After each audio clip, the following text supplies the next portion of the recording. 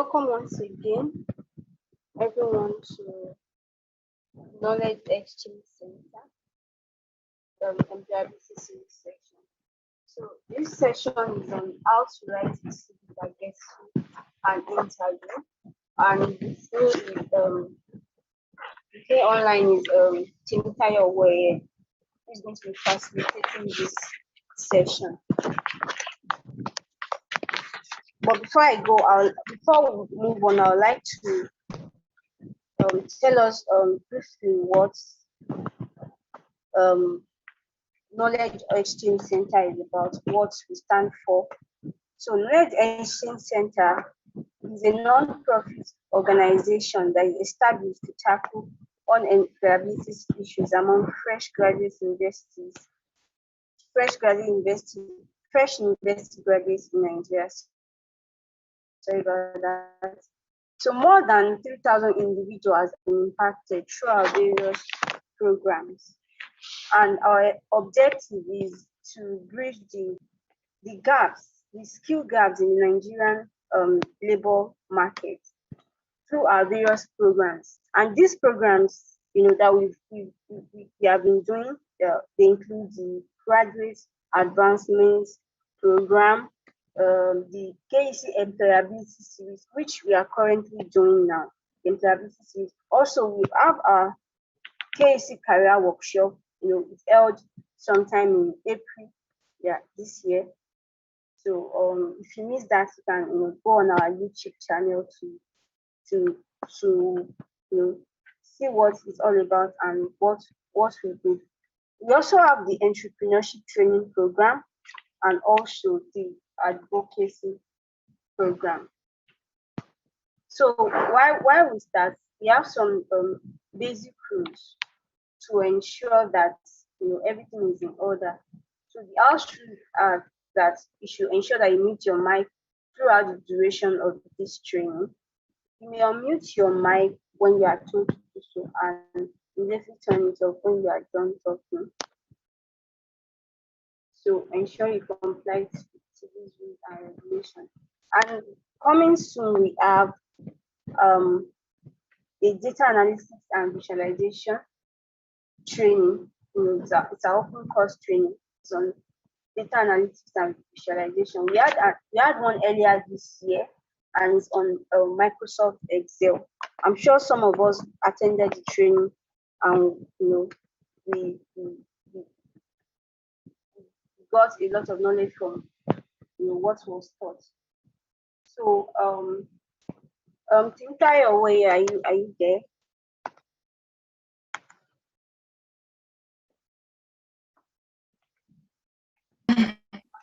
Hello, good morning, everyone. I am here. Sorry, good afternoon, if I may. Apologies for that. Good afternoon, everyone. I am very much here. My name is Timitayo Weye.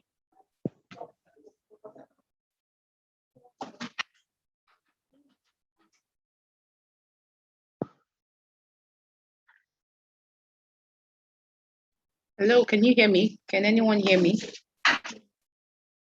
Yeah, Timtayo can hear you. Okay, thank you very much for this opportunity. My name is Timitayo Weye, as I've said earlier. I'm a graduate of French language with a master's in human resources management alongside other professional certifications ranging from PHRI to SPHRI, currently working on my SPHRI at the moment. I have over 5 years work experience as an HR specialist and generalist with over 7 years work experience in total. I've been fortunate to work as a customer relationship manager. I've been employee relations manager, and my career path has taken me to HR, which I so much enjoy and I'm fond of. And today I'm hoping to be of service to everyone that is here today. I'm hoping I could impact what I know and also take a few knowledge with me in the course of this program. So basically, I will be sharing my screen with you within the minute. But before then, I would like one or two individuals to drop a comment in the comment section as to this question I will be putting out there. What do you understand when they tell you a CV? Basically, define what a CV is for me. I want to understand and see a level of knowledge of what a CV is, and from there it would guide me through on what to navigate on in the process of this conversation. One or two answers would be nice in the comment sections to see. Define what a CV is for me.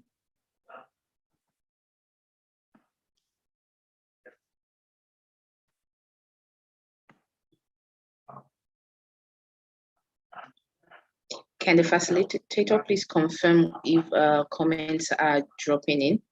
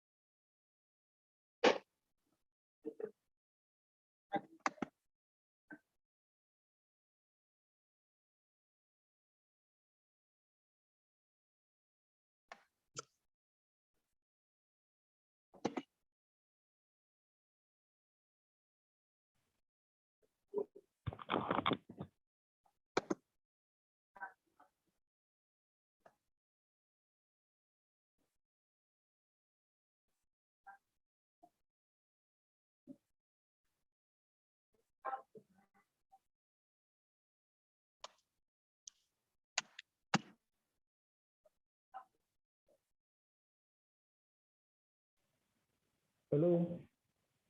Hello, everyone. I'm here with you. Okay. Okay. Like I said, I just want to know that or understand that we have one or two of our individuals who understand the definition of a CV, or I want to see the perspective of our audience on what they think or what they understand a CV to be.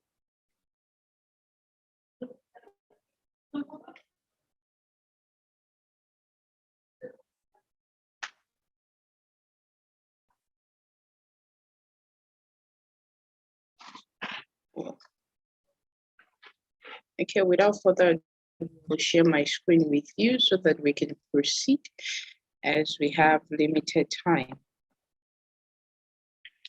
Please confirm if you can see my screen.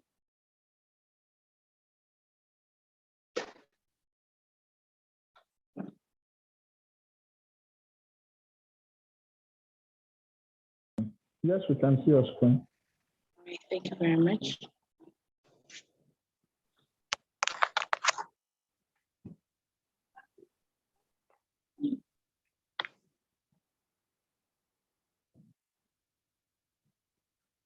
Okay, so right at the moment we are talking about employability series, and on today's section of employability series, we'll be talking on how to write a CV and cover letter that gets you an interview.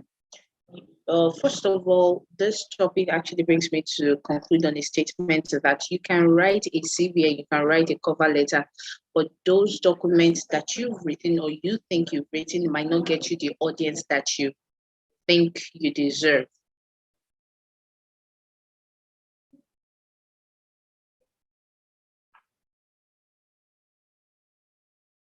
So first we'll go to the next slide. What a CV? The full word for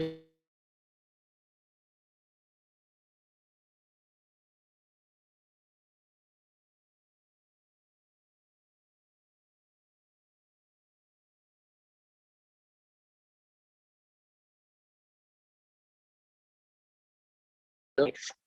Vita or Vita. It could be spelled VITAE or spelled as VITA alone. It simply means the course of my life, my experience, my life in words.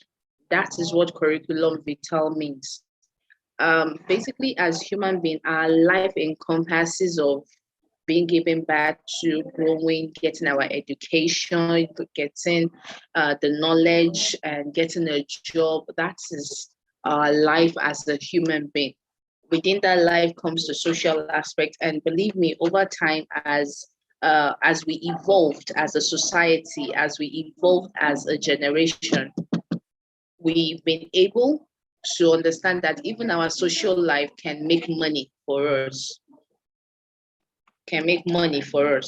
So that is why in some CVs you will see, I'm a great dancer, I'm a great this, I'm a great that. The social aspects of their lives, they put it into their CV.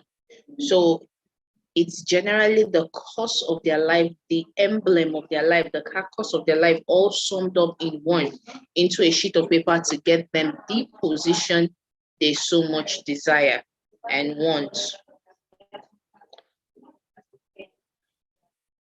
Sorry about the background noise. Actually in my office and was still very much active. But I will try as much as possible to ensure that you get all the information you need. Now, the learning objective of this section is to recognize the importance of writing a good CV. You need to understand that it's more than just writing a CV or putting the context of your life on a sheet of paper, but it's also to show how important it is to write it accurately, to write it factually. That is the importance of writing a very good CV. Also, recognize the importance of proofreading for spelling, punctuation, grammar, and meaning. When you write your CV, these things are very, very important. You need to read it. Your spellings have to be 100% correct. Your punctuation, your grammar, they all have to be correct in the course of writing your CV. In other words, you're telling your recruiter that you are capable of writing the right thing on the right document. In the course of you seeking an employment, your CV is the first official document that puts you in the face of your recruiter. It is the first official document that puts you in the face of your recruiter. Now, identify your own skills and personal qualities. Draft and type of, identify your own skills and personal qualities.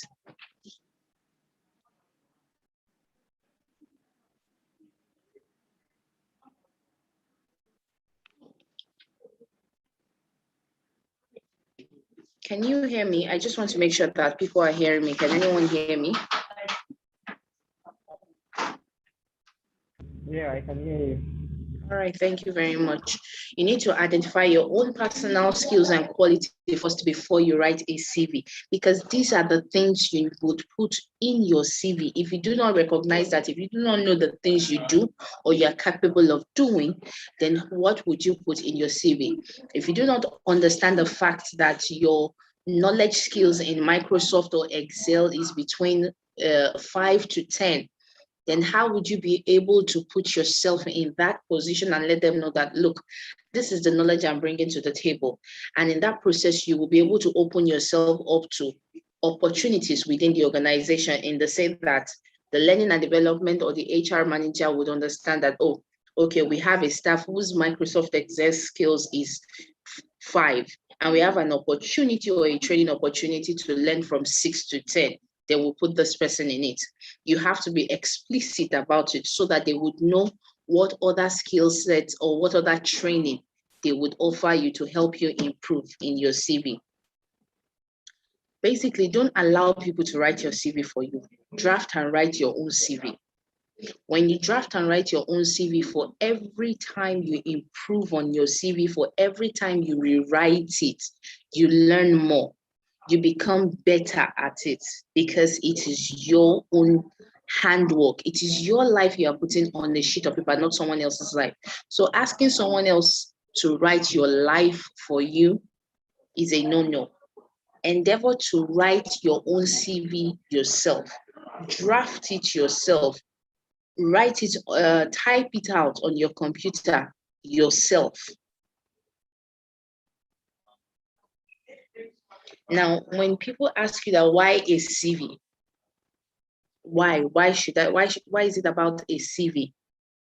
First of all, a CV is an opportunity to show an employer why you are an ideal candidate for the job.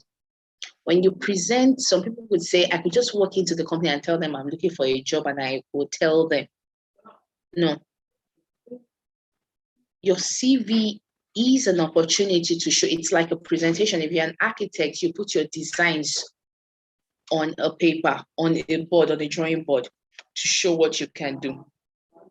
The same can be compared to a CV. A CV is an opportunity to show the employer, the recruiting company, that you are ideal for the job. Also, number two, a CV will help you organize important things for your future career. The more you write a CV, the more you put in your CV, the more experience you gain and you put in your CV, it helps you organize it. It's like a diary for your future career. It helps you examine your projection, your career projection. Okay, these are the places I've worked. These are the jobs the positions I've held. These are the jobs I've been to. These are the aspects of an organization I've worked in. I've worked in an IT sector. These are the sectors I've worked in. I've worked in an IT sector. I've worked in a media sector. Okay, do you think I should focus? Where was my biggest achievement, or where was I able to express myself to the highest peak of my career and I enjoyed every bit of it? Okay, that's a media sector. Let me focus on that media sector. It helps you plan. It helps you project on your future career. 3, it assists in setting goals for your future. When you write a CV, it helps you set goals for your future. Number 2 and number 3, they go hand in hand, in the sense that when you are planning for your career projection, you also set your goals at the same time. It could be a geographical relocation. It could be a financial upgrade in the course of your career. Okay, in the last 3-4 years, I've been earning, my pay has been between this and this and this, and within this sector have I worked. Okay, this is my goal. In the next 2 years, I want to find myself in the financial sector. I want my remuneration to be between this range and this range. I want to have attained this professional level in my career. It helps you set goals for your future. Number 4, it helps you get recommendation letters and applying for position. It helps you when getting recommendation letters and applying for position. The essence of your CV, as we said, is to put yourself to show yourself to an employer. When you show yourself to an employer, the employer easily, or the recruiter can easily go back to your CV and say, oh, we have a position that this person will fit perfectly. Or when you give it to someone, they look at it and be like, oh, I know 1 or 2 people that has a position or 2 that you can fill perfectly. And that is a recommendation or applying for a job simultaneously. Some grants and award actually requires CVs, especially for those that want to move into the academic line over time, or you are a researcher, microbiology, zoology. These are people that actually go into the field. If you want to get grants for the things you do to discover new things in your area of specialization, especially as a science person, if you are a science person, your CV would tell them what you've done before, where you've worked before, the experiences you've gathered over time that makes you eligible for these grants and awards over time. Like I said earlier, a CV simply means the course of your life on a sheet of paper. So the people that are going to give you grants and money, these are people that they need to know about your life. They need to know about your life. So that is the essence of a CV. Sorry, am I communicating?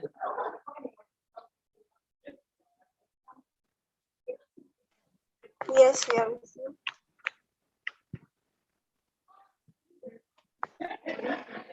Okay, the next slide. Now, there are 5 major tips for writing a CV. Whenever you want to write a CV, like I said earlier, you make sure you write it yourself.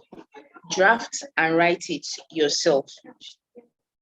5 tips for a CV is this. Let it be clear. Whatever you are writing, ensure that you're writing a clear document.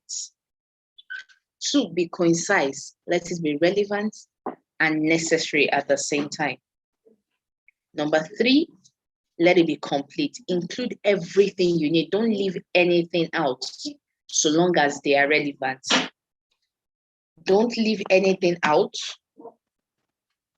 so long as they are relevant. Consistent, don't mix up styles and fonts. When you're using Microsoft Word, there are styles like Calibre, Time Roman. Don't mix them up. If you want to use a Calibre, use a Calibre from the beginning to the end. If you're going to use a Time Roman, use a Time Roman from the beginning to the end. And don't mix up fonts. Don't use fonts 11 somewhere and use font 20 somewhere. Don't mix up your fonts. At worst, you could do some in capital letters, the major headings and the rest. You could do those in capital letters and bold them up so that it would distinguish what is actually the head from what is the body or the subtopic of that head in your CV. Now, people do not understand, but there is something called a resume and there's something called a CV. Now, here is a difference between 2 things. I've seen a lot of people who submit a resume when being asked to submit a CV. Primarily the length, what is included and what each is used for is the major difference between a resume and a CV.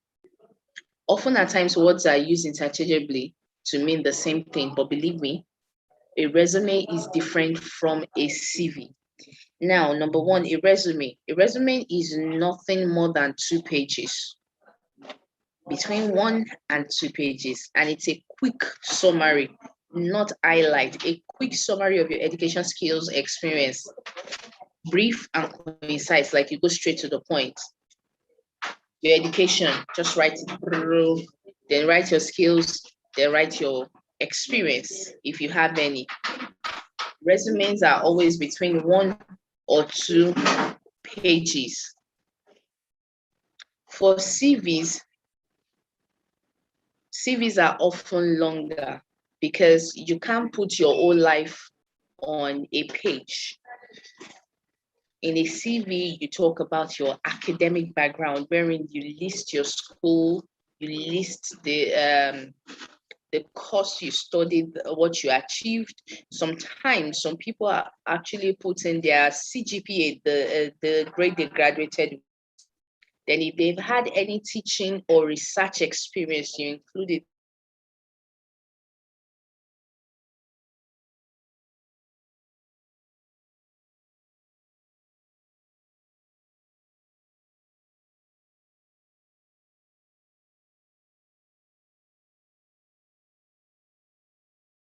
So, and at the end of my BA, I had 2 publications plus my final year projects, and they were recommended for journal publication. So I can put that in my CV, or I've written a few publications on.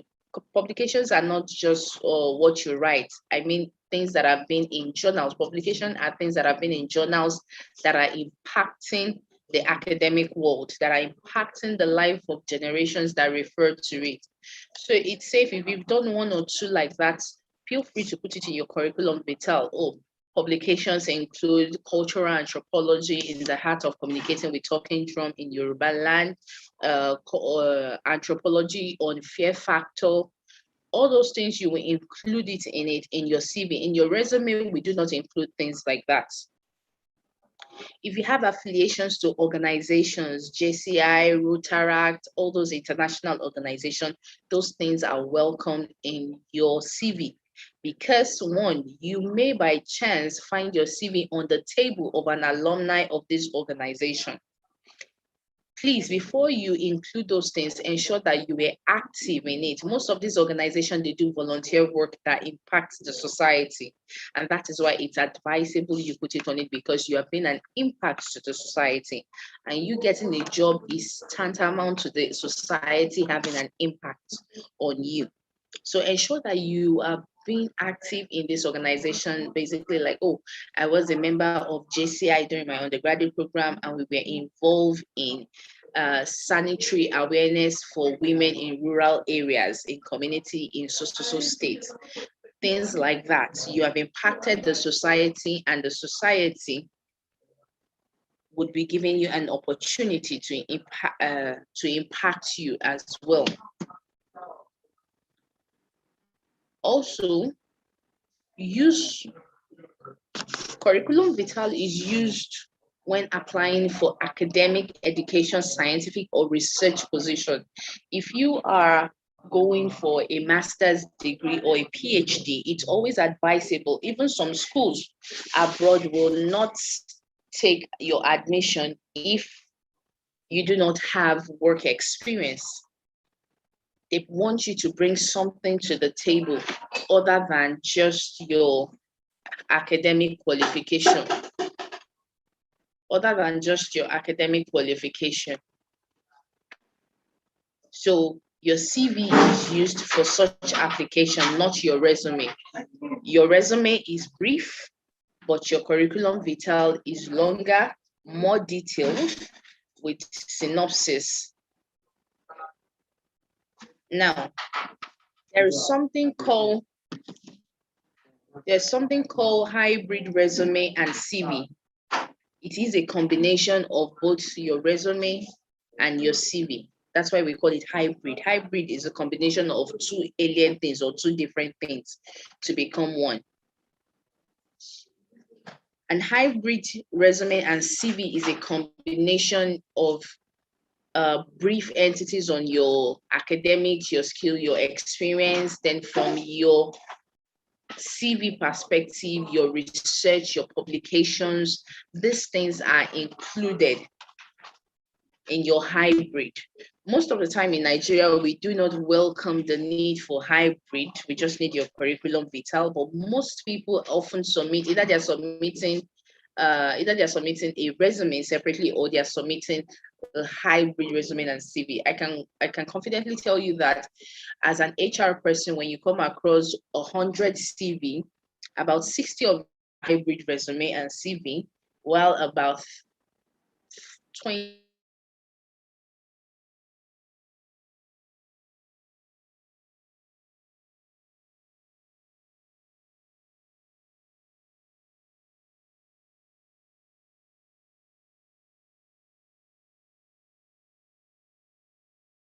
It's actually sad that some organizations within Nigeria do not know the difference between a resume and a CV. A resume and a CV. So you will see some job openings, they will tell you, oh, submit your resume to be considered for this opportunity. We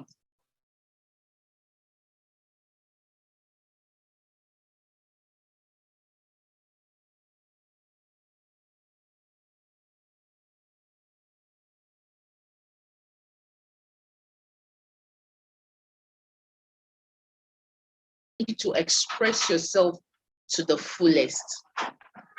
Your academic, your qualifications, your grade. And by chance, you've done teaching practice, maybe your course had a bit of education in it, you have publications, you have affiliations to organizations, you are able to express yourself to the fullest on a curriculum vitae. So that is why I would always advise that if you are serious about getting a job, or you really want to get that job out there, use a curriculum vitae and not a resume, nor a hybrid resume and CV. Now, how you present your skills, achievement, and ambition in your CVs are key. They are very important.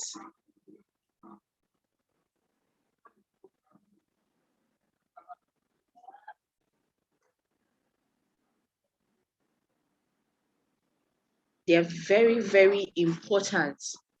So to choose the right format for the job you're applying for and your circumstances. Your presentation skills will be tested when you're writing your CV. You have to present your achievement. Your achievement is not, I got first position during inter-house sports. No. Your achievement starts from the impact you made during your academic studies, in the sense that, oh, during my undergraduate studies, I connected with a group of individuals and we built stop signs at each bus stops. Giving back to your society, those are relevant achievements. Oh, during the course of my study, I was able to employ the use of bicycle within the campus instead of working around, in the sense that the bicycle helps students to be more active and exercised in the right way. Things like that are achievement that can be reckoned with, achievement that if properly fine-tuned, you can use within the organization if they give it the opportunity and the support that you need. Then your achievement, if you have a little or more work experience, your achievement will say, oh, in the course of my employment with so and so organization, I developed a standard operating process manual for them, which is being used till date. I developed or ensured or brought about an HMO process for all employees within the organization, which is currently being used today. Those are achievements. Achievements are significant and constant. Significant and constant at the same time. Now, despite the fact that we've been able to break our means of putting ourselves out there to employers into resume, curriculum vitae, and hybrid resume and curriculum vitae, we also have two types of CVs, two types of curriculum vitae. We have a chronological CV or a traditional CV, and we have a skill-based or functional CV. A chronological or traditional CV, and a skill-based or functional CV. For a chronological CV, this type of CV lists your details under appropriate headings, starting with the most recent. This format of CV can suit you best if you, one, have experience and skills that are closely related to the job you're applying for. Two, want to emphasize on career progression. Three, I've had many continuous employment with no gaps. If you want to use this format and have gaps in your work history, you have an appropriate reason for them, such as bringing up a family. Now, for a chronological CV, it is extremely detailed in the sense that there is a line for you to put your name. After that, you put your email and your phone number, because those are the two things you'll be contacted on. Then sometimes, not always, especially with the level of security in Nigeria, we do not advise that people put their address on it. And the fact that you're open to relocation, some companies would rather want someone within their organization alone to, someone within the state where they are located to work for them. So in order not to limit your opportunity, or in order not to limit this opportunity, we do not advise that you put your residency there. But when you're looking at the ad for the job, you would know if you are to apply or not, because if there is need be for you to be on premises, you need to let them know that you're not within the states. And if there is no need that it's virtual, then there is no need. Just let them know you are open to relocation. I think as we move forward, once we get to the cover letter, I will be able to share with you how you can expressively tell your recruiter that you are not within the state, but you are open to relocation within the shortest time frame ever. Sorry about that. Let me just bring them back up.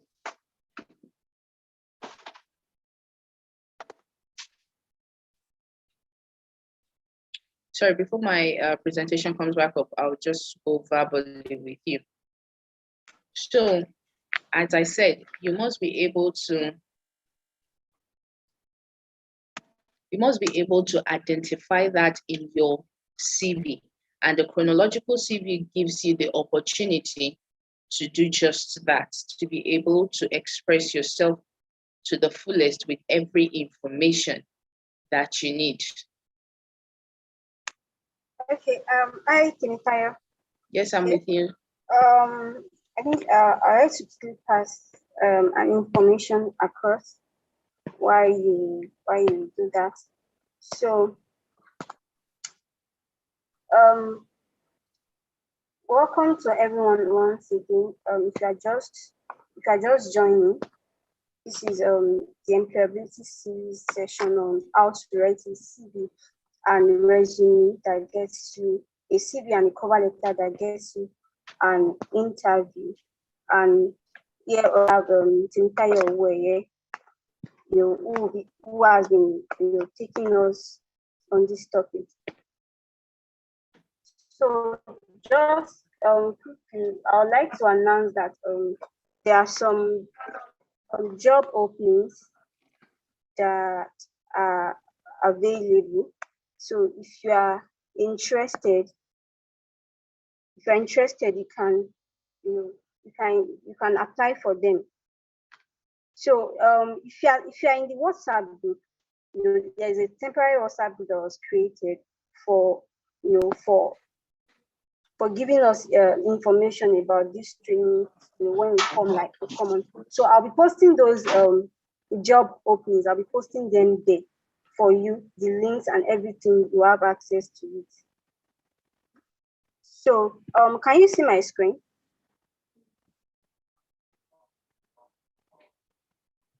Yes, you can see our screen. Yes. So those are some of the openings. That's a job opening for IT support, for an executive assistant. Okay, that executive assistant must be a core member. And also we have some paid volunteer opportunity at the Impact Investors Foundation, IIF. So the paid volunteer opportunity in the project coordinator role and the admin and protocol officer. So if you are interested, we'll let you know. So if you are not on the WhatsApp group, I'll post the link shortly after I'm done with this announcement. I'll post so you can join. Then you can have access to full details about how to apply and where to apply. So while Temitayo was doing all this, so I'd like to also chip in that we have there's a service like a guide to help you. Some of you might want a step-by-step guide on, okay, how do I put together this this CV writing. There's some questions you might not be able to to ask here due to the limited time. So we have a CV writing guide service, just for a token of 5,000 naira, and it will help you understand what and how you should be able to put up your experience and your life journey in your CV that is tailored for you. So I think from here you can Tayo can go ahead with the training now. Tayo, are you there? Yes, I am. Thank you very much. Okay. All right.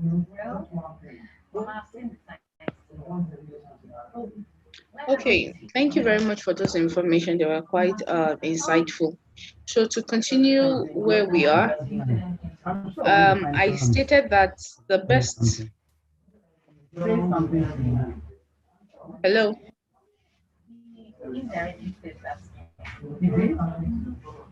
Hello. Hello,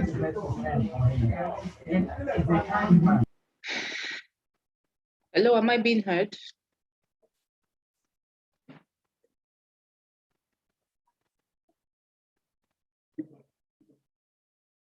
Okay, can I continue now?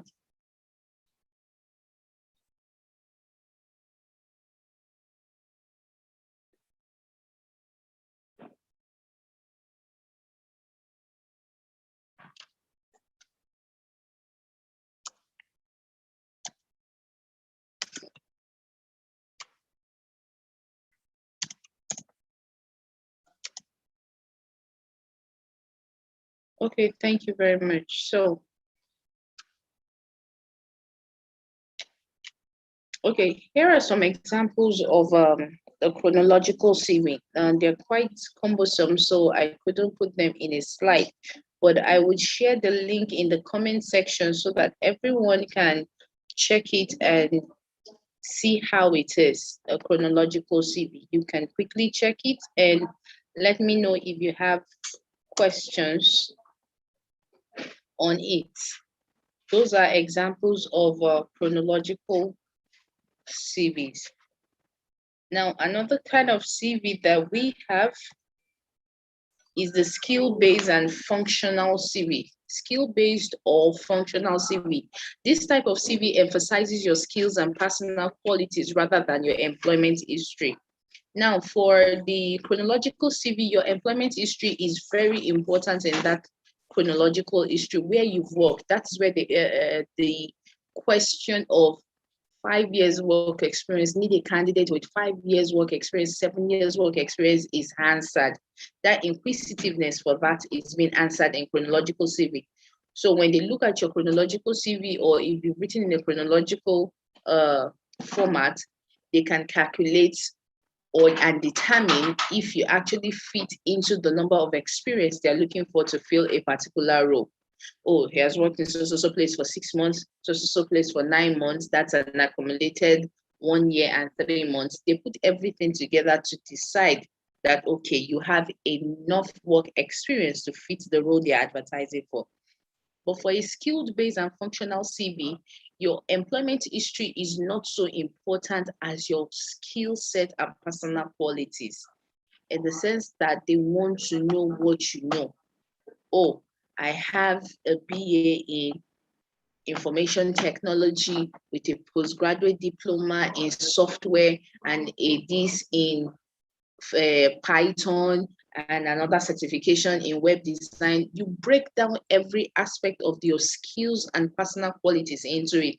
I am enthusiastic, I'm a time manager, I'm a team player, I'm a good speaker, I'm this and that. That is what skill-based or functional CVs are all about. Your skills and your personal quality, because a combination of this is what that job needs. These are skill-based jobs. And that's why you will see a fresh graduate with limited experience get a particular job. Those jobs are not chronological based, they are skill based. They want to know what you know. They want to have an idea of your level of knowledge in that field, not your level of experience, because that's what they need. Skill-based or functional CVs are mostly for fresh graduates or people with limited work experience. Then two, skill-based CVs are changing careers or want to show employees how transferable skills gained in other type of employment will be relevant to the post. For someone who started their career as a teacher, teaching assistant, and you migrate up to account executive, then you migrate up to account assistant, then accountant. Now, you didn't just start in one day, you started as a teaching assistant. Then from there, you finished your studies, you acquired some few certifications till you have acquired your ICANN. For every level of change, new opportunities. Now, a skilled CV helps you to express that.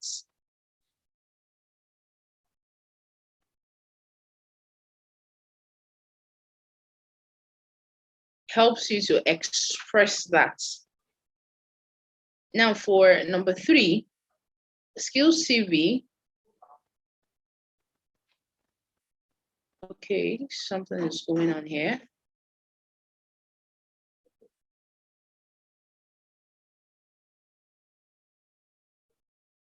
It's good to know that some people have some nice graphic skills, but I don't think on the presentation should be the appropriate way to express it.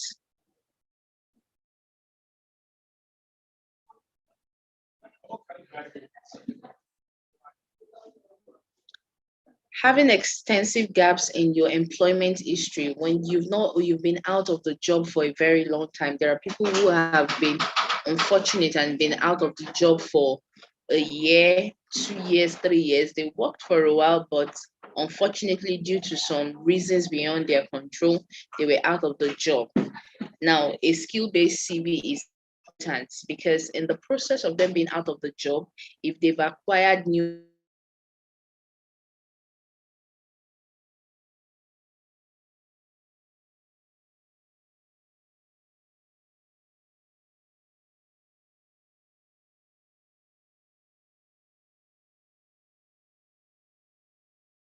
2007 and 2009, I was out of job due to my health reasons or due to other reasons. Just brief, I have not been redundant. I have acquired new skills. I have learned Python. I have learned web design. I have learned the process flow of logistics and the rest things. It could be those skills could be acquired from online classes or studies, but they have learned new things. Now, a skill-based CV is mostly advisable for them. All these things look alike, but there are differences which would be seen here. I have examples of skill-based CVs here, which I would share with everyone in the comment section. You can go through it, and if you have questions, please let me know.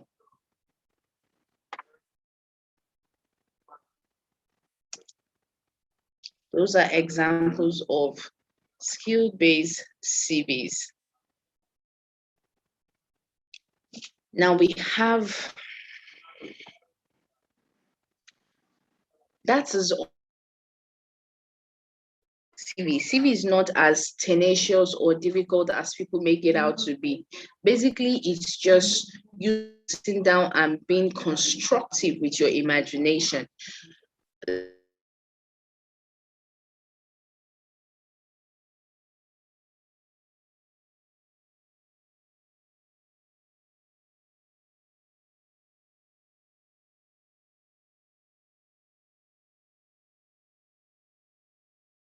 I gained maturity. For me, the beginning of your life on your CV starts after your WAEC, starts after your school starts. That's the beginning of your life. So people have been fortunate to work after their WAEC while they were waiting at home. They've done some petty jobs and everything. No job is irrelevant.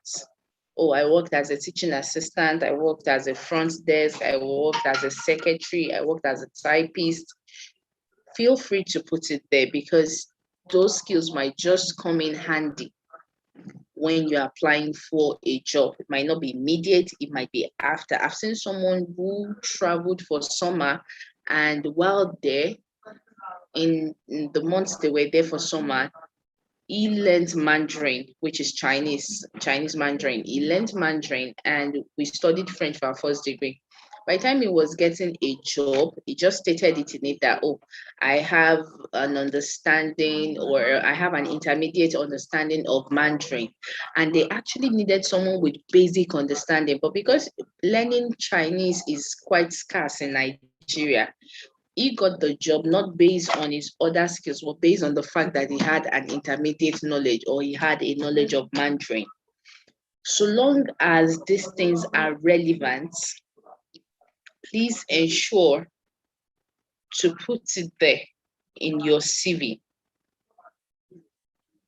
Now we go to cover letters. I don't know if you have questions in respect to CV writing, please drop it in the comment section and I will take a few of my time to answer those questions as we go forward or at the end of this section. Now, the next part of our discussion would be cover letter. A cover letter, also known as a covering letter or application letter, is a one-page document that introduces a job seeker's work history, professional skills, and personal interest in applying for a job. There is a very rampant attitude between candidates when they are applying for a job. They will just send their CV to the email, sometimes with no heading, sometimes with heading of job application. There is nothing in the body of the email. They just put their CV there and that's it. Your cover letter is before a recruiter opens your CV or takes the energy to open your CV, your cover letter is what tells the recruiter that my CV is what's being looked at. So your cover letter could either be attached, but I always advise that you make your cover letter the body of your email when you're sending out an application. Your cover letter is what tells the recruiter or whoever comes across your CV that, look, my CV is worthy of being open. Let me be honest with you, in Nigeria today, when you put out one job opening, I can confidently tell you that in 3 days, you would get CVs of over 100 for that one job position. Put it on the right channel, put it on the right platform, and you will get feedback of over 100 CVs who are interested in that job. A whole lot of it are not relevant or may not be relevant, but you would get that. And before you filter through it, before you sift through it, some recruiters are quite lazy that they will just filter. They'll filter it and look for application that has a cover letter, application that has a CV, application that has a proper heading. Those are the 3 things they'll first of all look at. And those are the CVs that have those is what they will look at. There might even be CV that has the required skill set knowledge, but the fact that it wasn't arranged where there is no cover letter, there is no body, there is no email title, it has been filtered out, and such a person may have lost that opportunity. So a cover letter introduces you to the person or to the organization that is recruiting and lets them know that, look, my CV has been worth looking into. I am the candidate for this job. When they read your cover letter, then they now go to your CV to go and look at the broader scope of what you've told them that you have. The purpose of a cover letter is to expand upon the achievement in your resume, showcase your personality, and explains why you will be a good fit for the company. Overall, your cover letter paired with your resume helps manager and recruiter to screen your job application. Like I said, they screen your job application. Some recruiters will just feel that this person doesn't have a cover letter, this person doesn't have an heading, this person doesn't have a proper heading. No, I'm not going to waste my time. If this person can miss out on these small basic things, then the CV is not what's being looked into. That is how it works. That is how the recruitment works. And why is that? It's not out of sheer laziness. A recruiter that has over 3,000 CVs to look through for 5 positions and needs to fill that position in the space of 2 weeks to 1 month doesn't have time to be opening random CVs with no proper heading or proper coverage. And that is why your cover letter is important. Now, when you're writing your cover letter, there are things you need to include in your cover letter. There are basic structures to be included. Your cover letter is divided into 3 sections, 3 structures, and your cover letter is always 1 page. There is no 2-page cover letter, it's always 1 page. So that means you have to be concise as possible, you have to be straight to the point as possible, and you have to be brief as possible. 3 structures of a cover letter. We have the introduction part, we have the body graph, and we have the conclusion. The introduction part carefully written to grab the hiring manager's attention. That's the essence of the introductory part. It's just carefully structured so that you will gain their attention. It's like a novel. When you pick up a novel and you read the first 2 paragraphs, you know whether you want to continue reading that novel or you don't want to. That is how your cover letter works. When they read the first paragraph of your cover letter, you are telling or you're putting yourself out there for the hiring manager to decide whether they want to continue reading it or not. And when an hiring manager decides not to continue reading your cover letter, then he or she would see no reason why they need to look at your CV. You've already given them that impression, then they will see no reason to look at your CV. Now, the body graph, at least 2 paragraphs detailing your relevant education, skills, work experience, and why you're a good fit for the position. When you're writing your cover letter, the body part shows that you are a good fit. Oh, I'm a graduate of so and so. I have intellectual skill set in recruitment. For if you're an HR person writing your own cover letter, you don't just say as an HR person, you write, I have skills in recruitment, talent acquisition, this, that, like those are your skills. Then you move to your work experience as well. All these things should be in 2 paragraphs. 2 paragraphs, a paragraph could be just 5 lines, and then the next paragraph could be just 5 lines. So 10 lines, you have 10 lines to put all these things there. Brief, concise, and straight to the point. So the third part of your cover letter is your conclusion. A concise ending which states your strength. Oh, I am a team player with strong verbal skills. I am a communication expert. You need to convince. You've sold yourself, you've introduced yourself in the first half of the cover letter. You've caught the attention of the hiring manager. Now the body, you've sold yourself that this is what I have to offer. These are the knowledge skill set that I have with me that I'm bringing to your organization, and I fit in perfectly.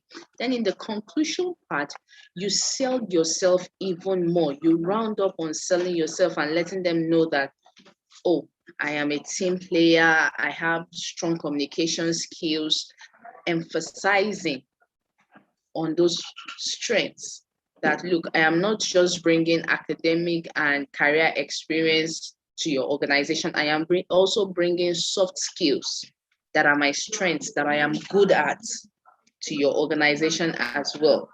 It's that aspect of that side of the conclusion also entails you asking, politely asking, not authoritatively, politely asking the hiring manager to contact you. And in simple terms, like, I would appreciate if my CV is reviewed for this position. I am open to further discussions and dialogues on my document or on my CV as sent or on my cover letter as stated. Now, you've told the hiring manager that, look, I'm open for further discussions. I am open, call me. It's polite, it's sensitive, and it's also a call to action. We call that aspect of the conclusion a call to action. Basically, you have mentally challenged the hiring manager. You've sold yourself effectively and you've challenged the hiring manager to call you, that you're not afraid to back up those things you've written on the sheet of paper with physical words, as you are confident of your achievements, your skill set, and your intellectual knowledge as well. Now, here is an example of a cover letter. When you look at this cover letter, you see that there is an address there. Not all the time you would put an address, especially when you're within the same geographical location as the job you're applying for. But if you're applying outside the country or applying outside your geographical location, it is advisable that you put your address there so that they would know that, distance is in on this, but I'm open to relocation. Now let's look at the first part of it. That's the contact information.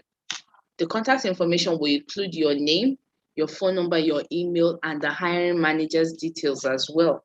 It's like writing a normal letter. Now, your own details would take the first part of the cover letter, or where your name would be here. That's actually where your name would be in capital letter. Then on that, you will see to the left, inside the orange box, your email address will be there, followed by your phone number and followed by your address. Like I said, this is quite important if your application is going outside your geographical location. if you don't live close within that proximity and the likes. So it's advisable to write it that way. Then you move to the next part, the salutation and the intro. This is the salutation and the intro. Greet the hiring manager by name. That is if you know their name. If you know your hiring manager's name, use their name. But I feel for some hiring managers in Nigeria, because of something we like to call a godlike syndrome, they don't want that. So I would advise, if you are abroad or in any other country, it's okay to call your hiring manager by name. I have worked with a white man before, and he doesn't like us calling him Mr. No, he wants you to call him by his name. Call him by his name. No matter how much of a junior staff you have, call him by his name. So when you're writing your cover letter, put this into consideration. Where is it going to? Where it's going to will determine a few changes that you might have to append on your cover letter. So you could simply say, dear recruiter, or dear hiring manager, or I do not subscribe to the use of dear sir or ma. It's a little bit robotics for me. Only a robot system will put dear sir or ma. So you could easily say, have said, dear hiring manager, dear recruiter, or dear HR department. You've addressed it to the whole HR department. So anybody within that HR department who sees it will know that it's meant for them. Now you go to the body of the paragraph. The body of the paragraph is still part of the paragraph, the first paragraph, but this is the body. Here you explain how you can help the company achieve its goal by showcasing your relevances. That's your experience, your education, your skill set. The body of the paragraph is basically for you to sell yourself here. Oh, I'm an IT specialist with specialization in hardware repairs, and I find myself to be of utmost use in your organization, wherein you would save costs by not taking your work tools outside when you have an in-house person like myself to work on them. When you expressively say it, that, oh, when you take your work tools out there, you spend more because you have to pay for the work done, and you have to pay for the tools being used. You have to pay for the things that are changed in your work tools. But when you have an in-house person, they become a recurring expenses, but at a lesser cost. As such, I can evolve and be just more than an hardware IT person, but I can learn software skills, or I also possess a few software skills that can be relevant to your organization. Those are the things you write in the body paragraph. You sell yourself, you show them you have skills, you have knowledge, and you can change or achieve goals within the organization if given the opportunity. Then the last part is we have a call to action paragraph. Like I said, the call to action is, I would be privileged to discuss your restaurant manager's position in more details. I am happy to come by whenever it's convenient for you. Thank you for your time. I'm looking forward to hearing from you. Or you said, it will be appreciated if you can consider this my CV for this position. I look forward to hearing from you at the soonest. Now you've called the person to action that, look, I am confident of everything I've written here. And if you call me or you want me to come around, I will defend everything I've written here. So feel free to call and let's talk about this job. That is what the call to action is all about. It's simple, it's concise, it's respectful, and it's decent. Then you go to the sign off section. Your sign off section is basically use professional words in your sign off section. Don't use words like yours faithfully. And I don't know, I'm not really a non-official person, but the most non-official word, or the most unofficial word I know, is yours faithfully. Those are not professional enough for a cover letter. Sincerely regards, best regards, kind regards, those are professional words that you can use as sign-off notice or closing remarks in your cover letter. Then after that, you sign your name on it. Either you write your name in full, wear Temtayo and you put your signature on it, or you put your signature on it instead of your full name. That is how a cover letter works. And these things are not as difficult as people make it out to be. They are actually simple and straight to the point, so long as you know what to write, where to write them, and how to arrange them in the necessary fonts. Pick a font and use your font. Don't mix up fonts when you're writing your CV and your cover letter. Now, in a cover letter, the salutation part is more than just good afternoon. My name is so and so. No, your salutation point is basically addressing your hiring manager. And like I said earlier, if you know your hiring manager's name, use it. But in Nigeria, most hiring managers have a godlike syndrome. So it is advisable you say, dear recruiter, dear HR department, or dear HR manager. Use their positions. Using words like to whom it may concern or dear sir or ma actually is, like I said earlier, robotic and impersonal greetings. They are not advisable. They are not necessary at all. If you feel or you've read up about the organization you're applying into and you see that there is so much flexibility there, and they welcome the use of names, then if you're not sure, look at the title you are writing to HR manager of so and so company. Go on LinkedIn, search on the internet, and look for the name of this person. Oh, if the talent acquisition manager of so organization that I'm applying to, and in that organization, nobody calls anybody Mr. There are organizations like that. They don't call themselves Mr. or Miss or Mrs. No, everybody calls themselves by their first name. Nigerian food and something where they make honey well. Everybody goes by first name. Everybody, including the Lebanese that works with them, everybody goes by their first name. In a situation like that, and you find that that's the system you're coming into, don't be afraid to go on LinkedIn that, oh, I'm sending my application to the talent manager of this company. Let me go on LinkedIn and find out what's the name of this person. Put it in the search region, so and so organization, or talent manager, so and so organization. Put it on a website, Google it, find out who the person is, then you can use the person's name. It goes example like dear Jane Smith or dear Miss Smith. That. And if it's a small company that doesn't have an HR, but they are doing their recruitment interdepartmental wise, you can go their account departments, since it's account department you're going into, or their business development departments, whatever department you're going to be, because it's small and it's quite cognitive, then you can go by their account manager or their HR. Then you can do their recruiter. If you know the name of the company and you have a leverage or a bit of familiarity with it, you can write their AXA Massad recruiter, their Tailgate recruiter.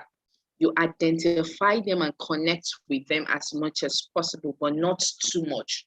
Those are the things that help with recruitment. Also, we have hook the hiring manager with strong introduction in the paragraph. Like I said, you're selling yourself in your cover letter. You're putting yourself out there like a well-washed apple ready for consumption. That's what you're doing. So when you're doing that, job seekers often worry about how to start a cover letter, but it's actually quite straightforward. An effective cover letter introduction simply includes the following: job position. Now, when we go back to the sample that we wrote earlier, that we shared earlier, I said, I am writing to apply for the restaurant manager opening at Mod Sequel.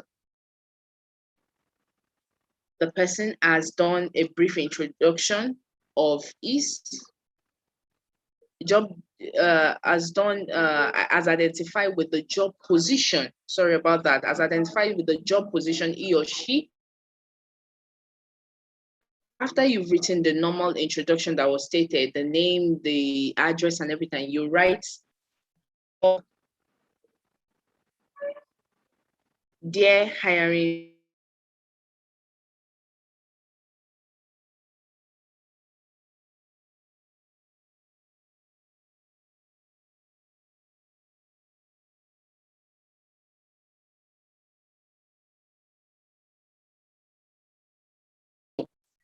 I will love to apply for this position, or I am willing to put in my application for this position. Then the name of the company you're applying to, like I said, applying for the job of customer relationship position at so and so group of companies. Then the intention to apply. An enthusiastic announcement that you're applying for the position is necessary. If your cover letter introduction has those 3 elements, you will successfully hook the hiring manager into reading more content in your cover letter. Before you get a job, it is very, very important that you get a recruiter hook. I will not be able to state more emphasis as to how important it is. It is important to get your recruiter hooked to your cover letter by the first paragraph, not by the middle paragraph. The first paragraph will tell your recruiter if you are worth putting time into, if your CV is what's been examined. If at the end of your first paragraph in your cover letter, your recruiter has lost interest, then they will not be reviewing your CV. That's the fair truth. They will not be reviewing your CV. But so long as the person is hooked, hello, I am writing with interest in the position of the customer service relationship advertised by so and so group of company on LinkedIn on this so date. It shows you are organized. It shows you are informed. It shows you have an understanding of what you are coming in to do or what you intend to come in to do. Now, however, it is recommended that you make your introduction even more attention-grabbing by adding some personality, passion, or a major career highlight. You shouldn't be afraid to let some of your unique personality quirk shine through in your cover letter, but be sure to strike the right ones. A lot of people write a lot of things in their cover letter and their CVs, and a high percentage of it are not right. They are irrelevant. Your age, your date of birth, your local government, your place of birth, those are irrelevant things to put in your resume and your CV. They are very, very irrelevant. If they want to know those things, they will ask you when they need to ask you. But at the moment, your state of origin, your place of birth, your age, your date of birth, your religion, those things are actually not important in your CV and your cover letter. Now, let me quickly share 5 strategies that you can inculcate when you are writing your cover letter. 1, brief introduction into your academic background. It's important you let that show in your cover letter. A brief introduction can be more than 2 lines at most. Oh, I'm a graduate of this, with a diploma in this, with a master's in this, and a PhD in this. Brief and straight to the point. Academic background introduction. 2, your career choice and expertise. Another thing you should inculcate in it is your career choice and expertise. Oh, I am an HR specialist, or I am an IT specialist with soft skills or expertise, major expertise in software analysis, HIRS analysis, and the likes. Brief, concise, and relevant. Number 3, show enthusiasm for the career path you've chosen. Instead that, oh, you're an IT specialist and you enjoy the fact that you get to work with different types of products and work tools, computerized work tools, and this being a jet age and a computerized age, you are open to diverse gadgets that makes your work interesting. Enthusiasm for the career path you've chosen. Number 4, express your enthusiasm and interest in the recruiting company. The company that sent out that application, when you're writing your cover letter, let them know that you are eager to come on board. Show enthusiasm that, look, I love what you guys are doing and I would like to be. I'm not saying you should write what I just said word for word like that, I love what you guys are doing. No, I'm saying that, oh, you should show it and portray that and let them know that you understand what is happening within the community.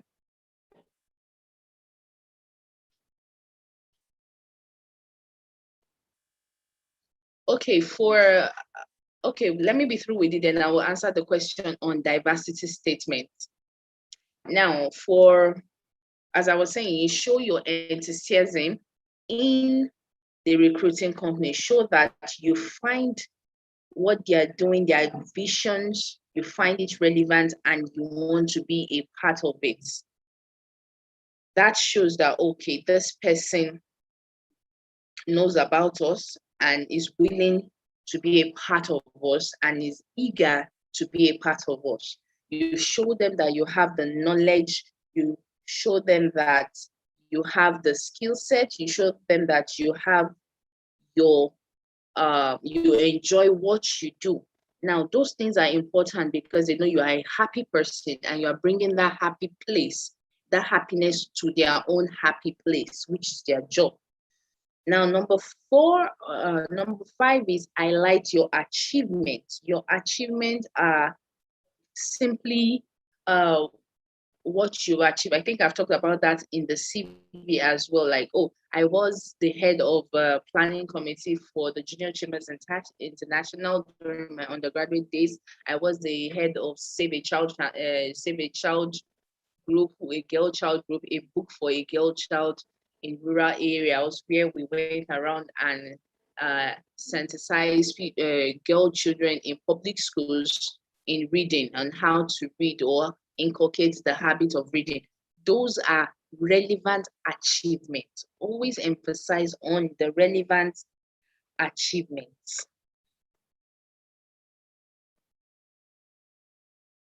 Now, when someone talks about diversity statements,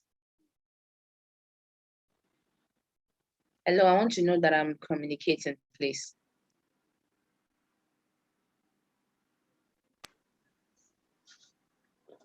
Yes, we are.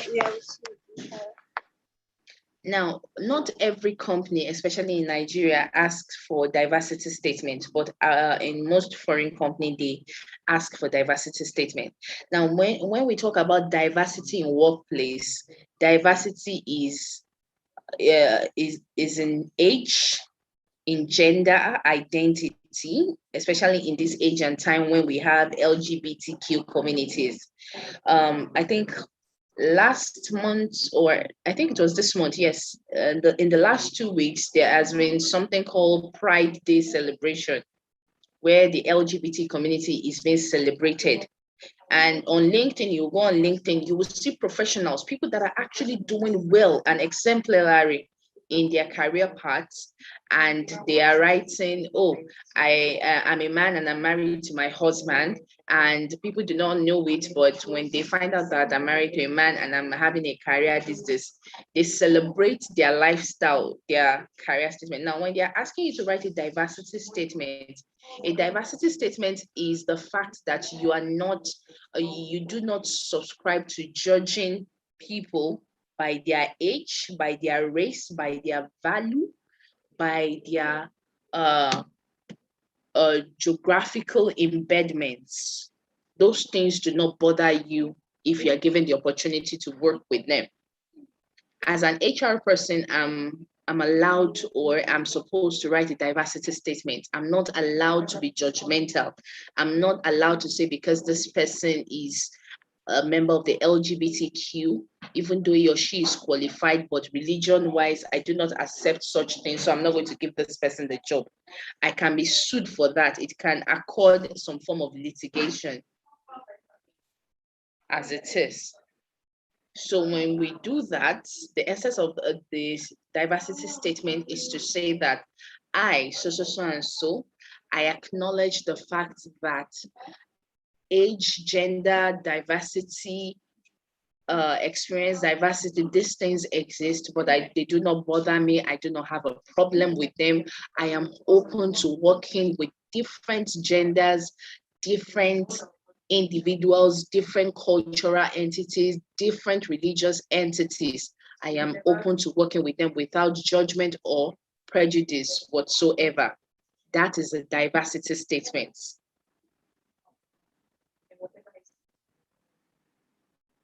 Sorry, do you understand? Am I communicating in that aspect?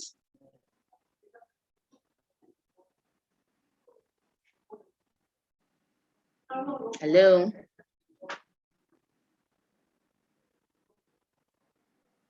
Oh, you're welcome. Yes, I can hear you.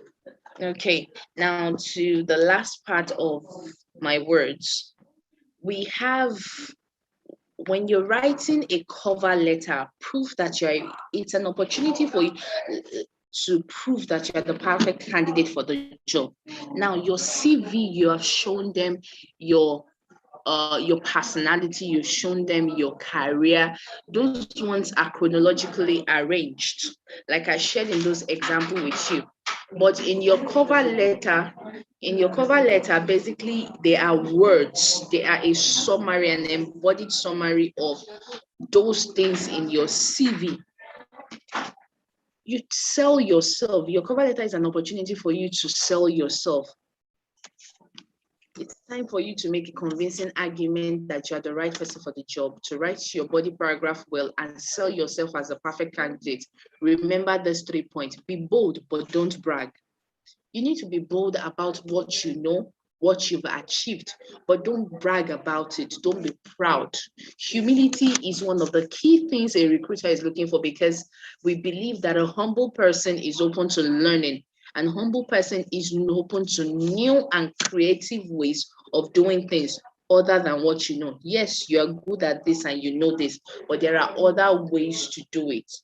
So when you're humble and you don't brag, that means you will be open to such changes within the organization. A strong cover letter conveys confidence. If you are able to provide evidence for a claim, like how you're the best candidate for the job, include the evidence in your cover letter. Basically, for someone like me, without bragging, but confidently, I can say that my intellectual capacity surpasses an average level, in the sense that I have a master's degree, and in the process of writing my master's, I met up with a couple of challenges which I was able to solve with very little difficulties, in the sense that 2 weeks to my final thesis, my research topic was cancelled and I was told to start afresh. 2 weeks to my final thesis. It was filled with sleepless nights in those 2 weeks. I had to go back to the field in that 2 weeks. I had to retype, rewrite, rethink, reanalyze every of my data and my details. I still came out with an A in that thesis. Now, you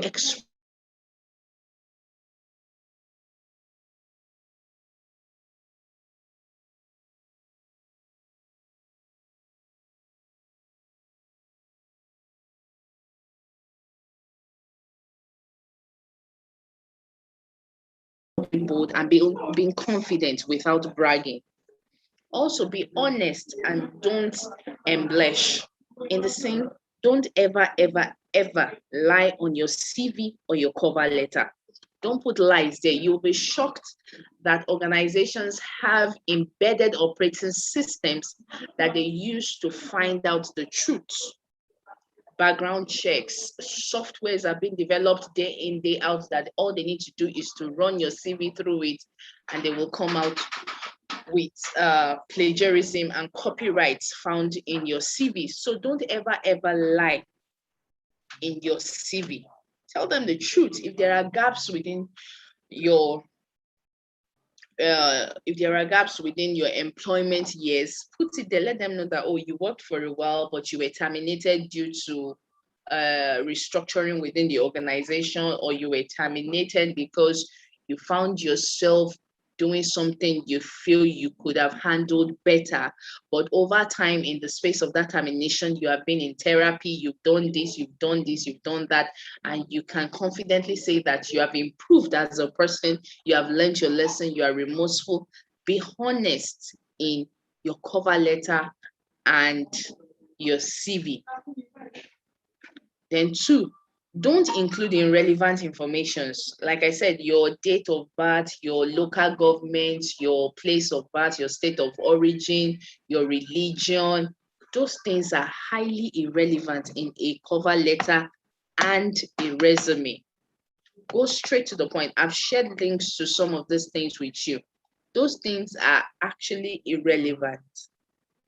Ensure that every content of your CV and your resume are relevant and are straight to the point. Depending, I feel if you have less than 3 years work experience, then your CV shouldn't be more than 1 page. If you have less than 3 years work experience, your CV shouldn't be more than 1 page. 2 year, less higher than 3 years experience, 3 to 5 years, 6 years, then your CV can be going to 2 pages. Because recruiters also get bored when they are reading. They get bored where they are reading. So when it's too long and they're like, it's just not entry level job and this person is giving me 2 pages. I can't read it, it's just an entry level job. That is how it works. We get bored. Not out of spite or out of laziness, but there are thousands of CV to still go through.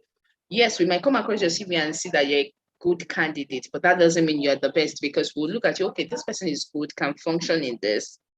But I'm sure out of all these unread CVs, there will still be someone who will match up. And that is why we do interviews. All candidates that are invited for interviews are qualified. Now, at the end, we bring the best. When you get admission into the university, you are good. That is why you got the admission into the university. The exams is now to separate the best from the worst. That is the essence of an interview. So when you're writing your CV and when you're writing your cover letter, bear in mind that you are selling yourself. You are putting your entire life and achievement and success story on a sheet of paper, and you are selling it to the recruiter, making yourself and putting yourself out there and worthwhile to fill that position within their organization. Employment is not a slave trade. It's a trade by barter. You are bringing your skill sets to the table and they are giving you their money. If they could have done it themselves, they won't put out the advert to fill that position. So it's not up to you to convince them that, look, I have the right skill set to fill this position. And here is the information you need to prove that, or to acknowledge the fact that I have the right skill set to fill this position. So let's get the ball rolling. So that is all I have to discuss on writing the right CV and cover letter to get you that interview that you need. If there are questions, please, let's take the next 5 to 10 minutes to throw out questions on the chat, and I would gladly answer them to the best of my knowledge.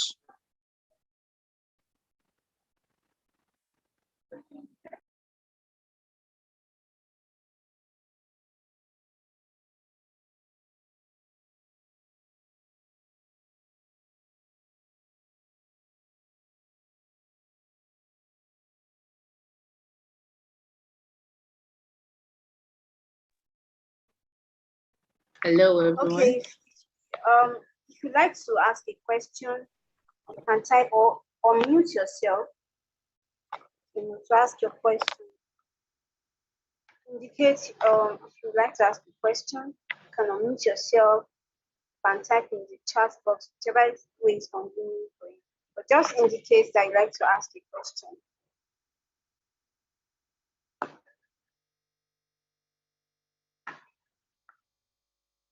Okay. I get all the questions. Okay. You have a question here. Over to you, entire. You have a question in the chat box. Said a question I have is the cover letter. Should it carry the infos already in the CV? That's one of the first question that came in. Tintai, are you there? Yes, I am. For a cover letter and a CV, they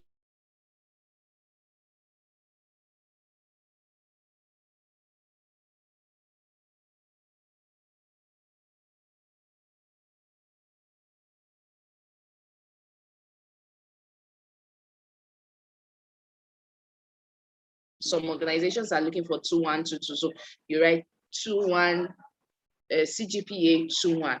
But in your cover letter, you do not write it like that. You write, I am a graduate of Babcock University with a bachelor degree in English language. That's all. Now, it's the same information in your CV, but the way you've written it in your cover letter will be different.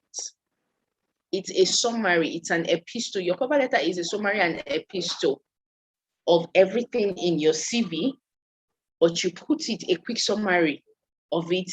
And that is why it always comes first. It should be the body of your email when you are applying for something, because that is what attracts the recruiter and makes the recruiter decide that, okay, let me open your CV for more detailed information. I have seen the summary, a graduate of English language from Babcock University. Okay, we actually need a linguist. So let me look at your CV. Okay, this person graduated with a 2.1, okay. Oh, and also minored in French language. Oh, that's an added advantage. We need this. Your cover letter carries the information in your CV, but it's a summary of it. And that's what attracts the recruiter and tells the recruiter that your CV is worthy of being looked into, because your CV will carry a more elaborate detail of that summary.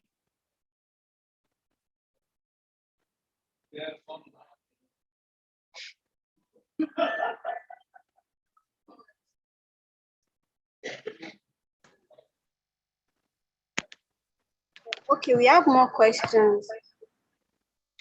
Okay, I'm reading here that I think the second question is, when it comes to online interview, what is the maximum time to wait for an interview to come online? On a scale of 1 to 10, no matter whether it is network issue or anything, within 5 minutes, 5 to 10 minutes, you should either receive a phone call from the recruiter or the recruiter should be online. 5, 10, let's just put it at most 15 minutes. If within 15 minutes, your recruiter does not reach out to you to call you, then that is a red flag for you. In as much as you are looking for a job, also be looking and ensuring that where you are applying to has the right culture, has the right work culture. As a recruiter, if I'm unable to connect due to one reason or the other within a space of 5 to 10 minutes, the next thing I should do, because that's why your contact is on your CV, the next thing that should be done is to pick a phone and call you that, oh, I'm sorry, I will be running late. I'm having some issues connecting. And it's either we reschedule or I ask you to wait. If you can wait, then you wait for you would have an agreement as to the time you should wait for. But just disconnecting totally and not reaching out to you in a space of 5 to 10 minutes, then that is a red flag for you as a candidate about the culture of the organization, not the recruiter. The culture of the organization is visible in the recruiters, is visible in the employees. Now, with reference to CV, some recruiters request for passports being added alongside. I really don't know how Nigerian system has gone to that, but there are different types. Each country has a standard or a way of writing their CV. When you check Europa's CV, that's a site that deals basically in the European standard of writing a CV. The French people have their own standard of writing their CV. They call it a CV. They have different. So for European standard, you arrange.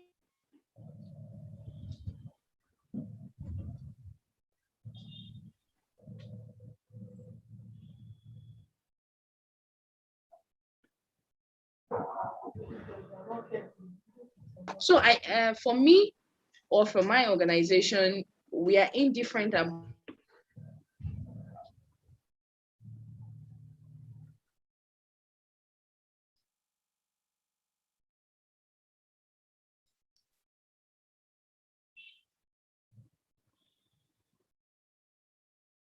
it's an opportunity to be biased. As human being, your your systemic alert is looking at this picture like, oh, I feel unsafe with this person. I don't like this person's eyes. Or it's a girl. I don't like this girl. Unfortunately, it might be someone that you've had a tantrum with somewhere out there. When they see your CV, those things actually can actually stand against you while you're looking for a job or while you're putting yourself out there for a job.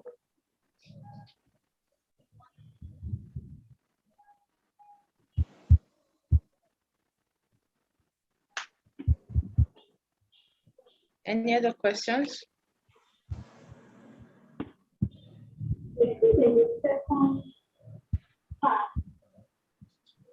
Hello, I can hardly hear you. Okay, can you hear me now? Yes, I Can you hear can. me now? Yes, I can. Okay. Okay, I think there's a second part to that same question.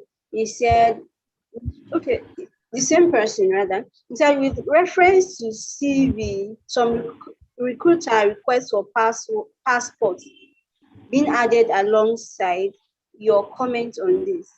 Oh, that's what I just talked about, that I do not subscribe to it. For every country, there are different ways of writing a CV. The European system of writing a CV, the Canadian system of writing a CV, the French way. For Nigerian settings of writing a CV, the adequate Nigerian standard, or which is the British standard, a passport is not always asked for.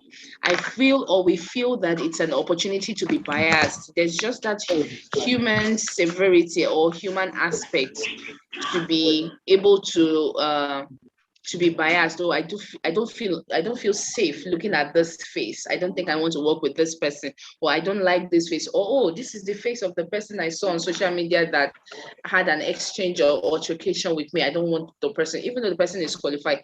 There's just an intuition to be biased.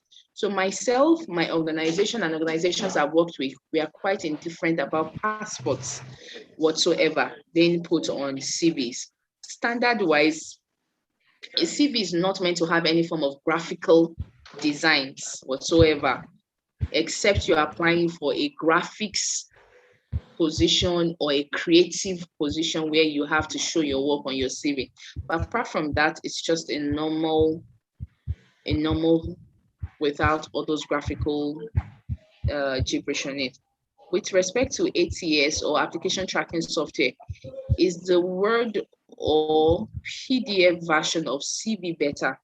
Now, application tracking software, some ATS are actually programmed to help you shuffle your CV, in the sense that when you upload a Word, it can put what needs to be put in place if it's not in place. Let's say, for example, when you're writing your CV, you're supposed to start with your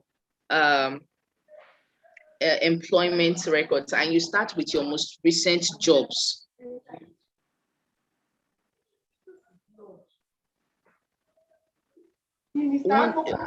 Like I was saying, you start with your career, and you start with your most recent jobs, then followed by the next one to the first job you ever did.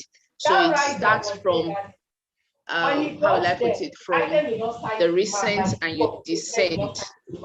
That's how a CV is. So for ATS, if you start with your first job and write it in ascending order till your most recent job.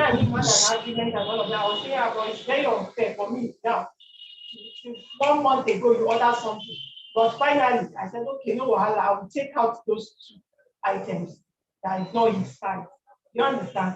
His whole money was supposed to be about 50-something thousand or so. To make such arrangements, but with Microsoft Word, it's easier to make those arrangements. Came down to like 45,000. Sorry, there's a noise in the background. I now told him that day. I told them, that day I was going to tell you that they should transfer to you people. I don't really want them to transfer to me. They should transfer to this. You understand? Hello, so there's a noise in the background. Sorry.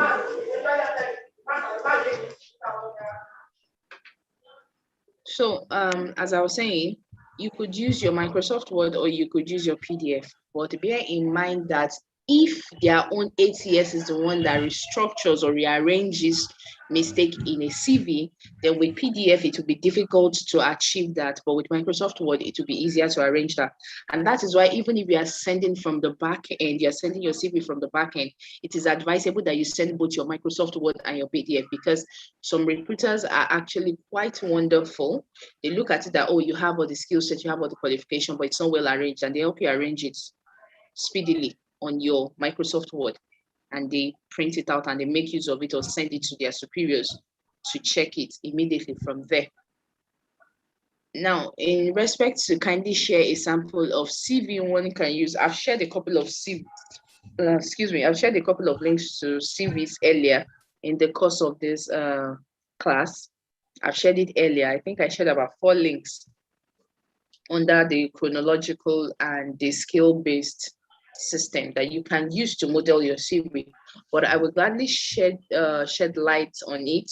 I would send some documents or some CV samples along the line to KEC, which they can post on your group chats as well, to help you and to edify you in your journey so far.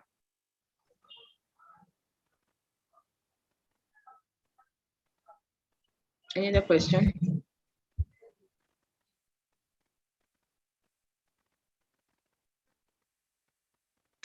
Okay, Joshua is raising up. Joshua, do you want to ask a question?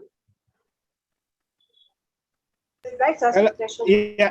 Hello. Yes, I wanted to ask a question, but I threw it on the chat, I think. Oh, okay.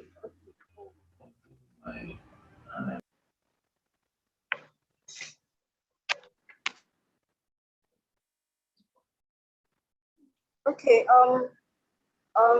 Adivade, a colleague of mine, will be coming up next with further announcements and instructions on how to apply to those opportunities.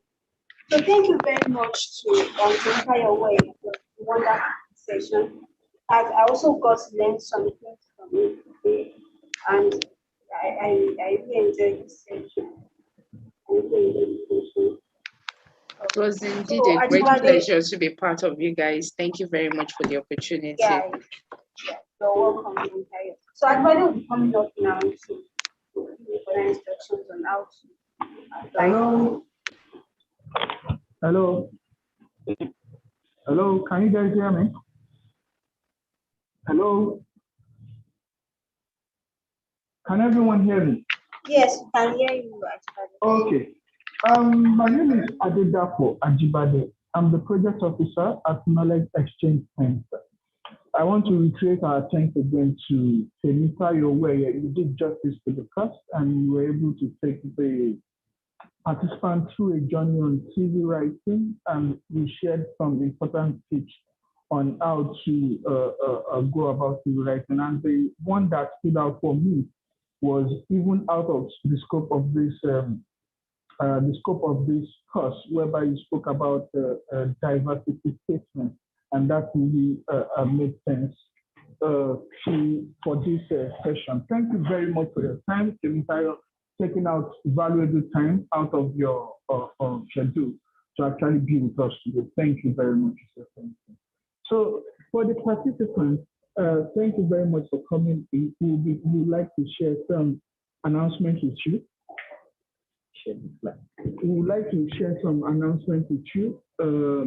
Majorly, we have different trainings that comes up, but specifically, we'll be having the data analytics and visualization course that is going to come up July 22nd, 2021. The link to register for that course is in the comment section. And this course is free. Data analytics and visualization. We understand that we are in a data-driven world, and we want to equip as much as possible to have these skills to be valuable in the workplace. Also, we also shared some job openings in case you missed it at the beginning of the session. We have some job openings that we'd like to fill now. So we have an IT support role to fill. We have an executive assistant role to fill, which is majorly reserved for corp members. We also have a project coordinator internship role to fill, admin and protocol internship role to fill, project support officer internship role to fill. So if you are interested in any of these roles, you can chat us up via the WhatsApp group. You can send us an email via the info@knowledgecenter.org. Also, we've spoken extensively about civil writing, and we also understand that it's not everybody that would be able to, come to terms in terms of writing a CV. So we also try to have a professional service for you in case you want to put a professional touch to your CV and you feel you can't do that yourself. So we have a CV writing service that costs a token of 5,000 naira. And the good thing about that is we have a bonus for you. We'll write a free customized cover letter in addition to your CV. You are not paying for the cover letter, you are paying for the CV, but we are paying to write an additional cover letter for you. So if you are interested in this, you can send a WhatsApp message to this number 080-6168-6732. 080-6168-9732, or you can just send us an email at info@knowledgeexchange.org. Also, in the chat section, we send you the training feedback. In the training feedback, too, you can signify if you're interested in the civil writing.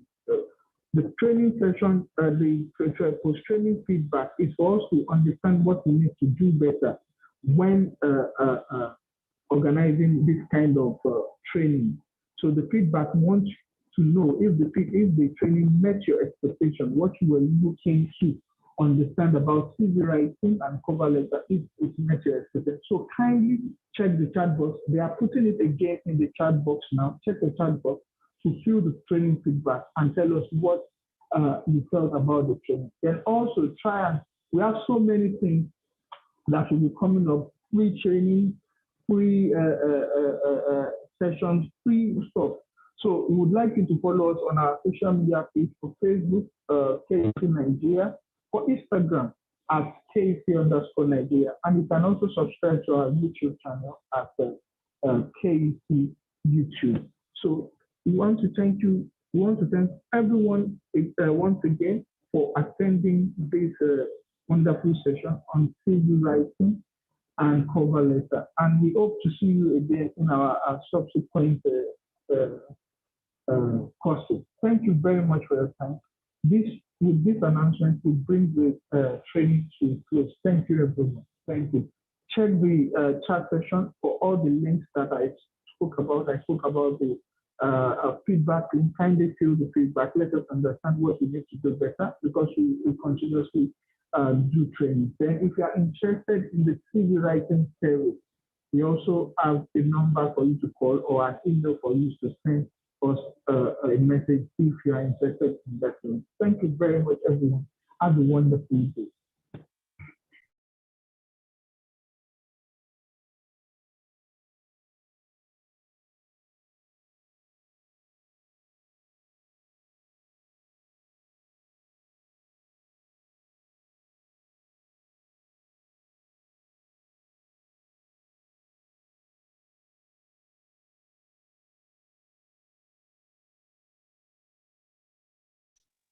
All right, thank you very much, everybody, for that.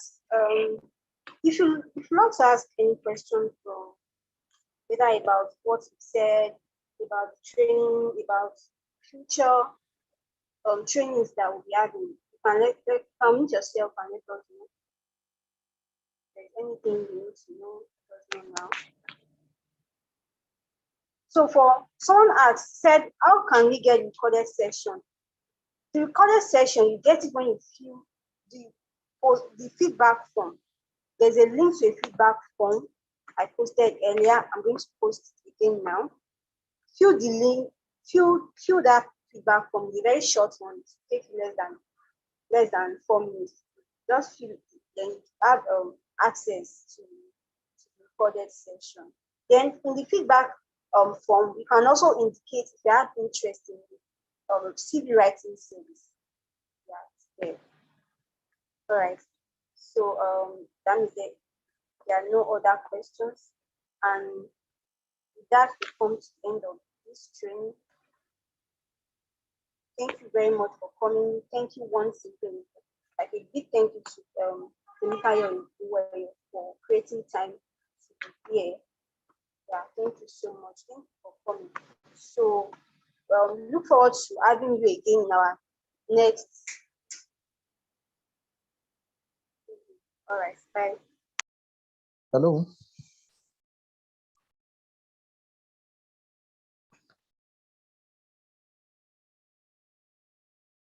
Hello.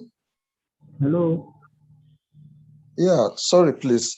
I just clicked the link on the feedback form, and it's coming as a Word document. After filling, would I need to send it to the email?